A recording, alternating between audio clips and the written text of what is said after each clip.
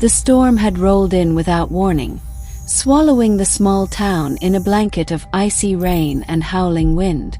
The streets, usually alive with late-night wanderers, lay empty, shadows of neon signs shivering across puddles.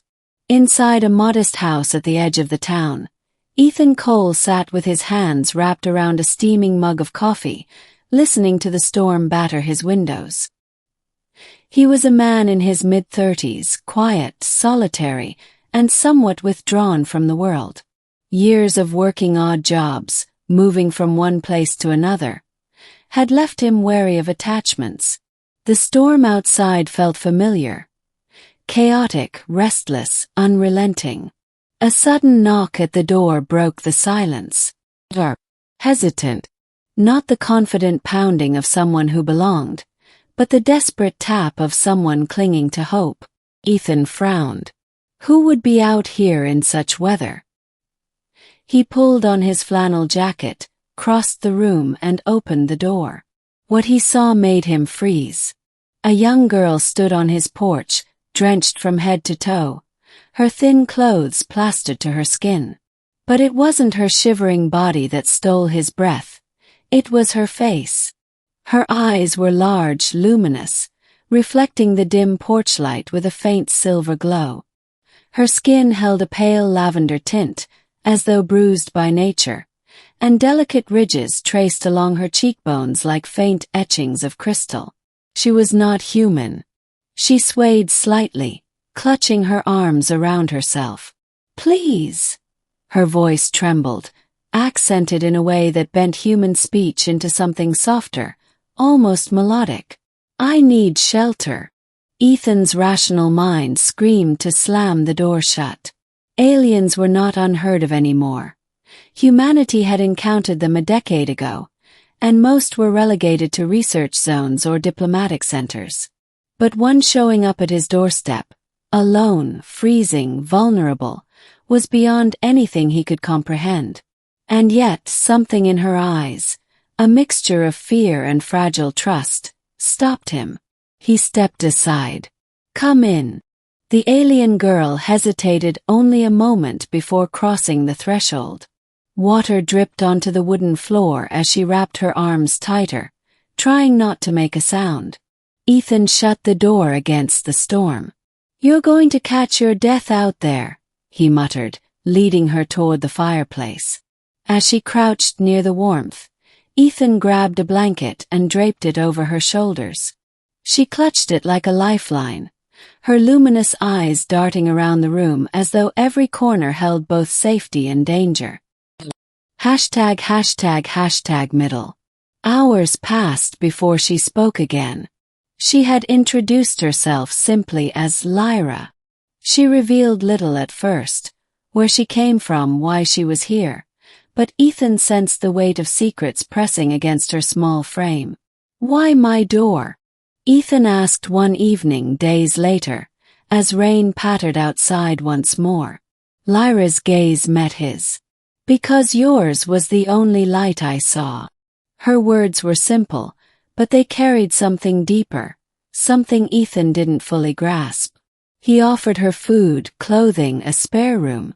Though she seemed hesitant, she accepted with a quiet gratitude that made him uncomfortable. Not because she was alien, but because he realized how long it had been since someone needed him. Over time she spoke more. Lyra's people, the Veari, had once made contact with Earth under tentative peace treaties. But factions within her kind had broken away, rejecting coexistence. She had been part of a family that believed in unity, until her home was destroyed in an internal conflict. Separated, hunted, and left with nothing, she had wandered. "I thought, maybe humans would be different," she whispered one night, staring into the fire. "But everywhere I went, they looked at me with fear. Some with anger. No one opened their doors." Ethan felt a pang in his chest. He knew that feeling too well. He had been the outsider in countless towns, the man with no roots, no welcome. Though his situation was nowhere near as dire as hers, The loneliness was something he recognized instantly. "You found my door," he said softly. Lyra gave the faintest smile. But Ethan's decision to shelter her didn't go unnoticed. The small town was not a place where secrets lasted long. Neighbors spotted glimpses of an unusual figure through his windows. Whispers spread in grocery aisles and gas stations. One afternoon, as Ethan walked into town for supplies, he overheard two men talking outside the diner. "Swear I saw something in his house. Not human. Probably one of those strays.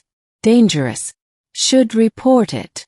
Ethan gritted his teeth and walked on, the knot in his stomach tightening. He knew humanity's record with fear. Fear often led to violence. When he returned home, Lyra sensed his unease. "They know," she said quietly before he even spoke. Her silver eyes dimmed. "They will come for me."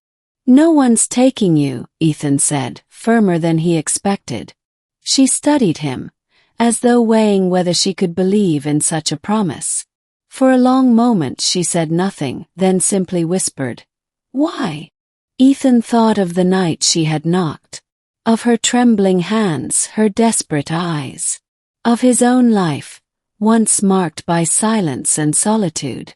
Because no one deserves to be left outside in the cold. The words surprised him, but he meant them. ###rising conflict. Tension thickened in the following days. A government vehicle appeared in town. Men in dark coats asked questions. The storm of suspicion grew louder, pressing against the fragile walls of Ethan's home. Then one night the knocking returned. This time it was not Lyra. 3 men stood on Ethan's porch. 2 locals, one in a federal jacket.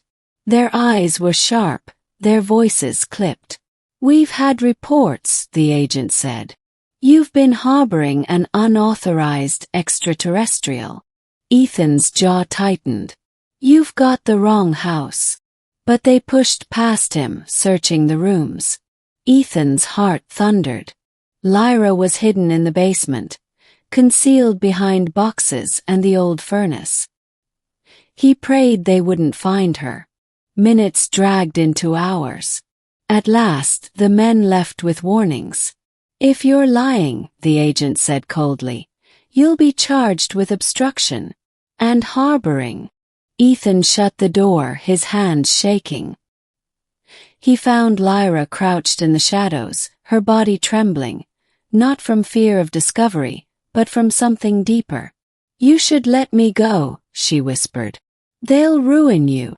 Ethan knelt beside her. "You're not going anywhere. I won't let them take you."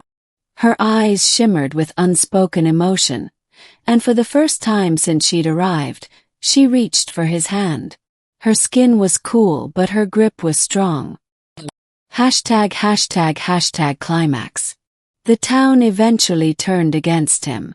Neighbors stopped speaking to Ethan. Doors slammed when he passed. One night, his truck windshield was smashed. Spray paint scrawled across his garage read, "Traitor." Ethan considered leaving with Lyra, disappearing into some faraway city. But Lyra shook her head. "They will always find me," she said. Unless what?" Her gaze lifted, steady and determined. "Unless I show them I am not their enemy." It was madness, Ethan thought. But he saw the steel in her eyes, the quiet bravery that had carried her across worlds. So, one evening, Lyra walked with Ethan into the center of town. People gathered, whispers turning to shouts. The agent returned, ready to take her. But Lyra stepped forward, pulling down her hood. Her lavender skin shimmered under the streetlight, her silver eyes unblinking.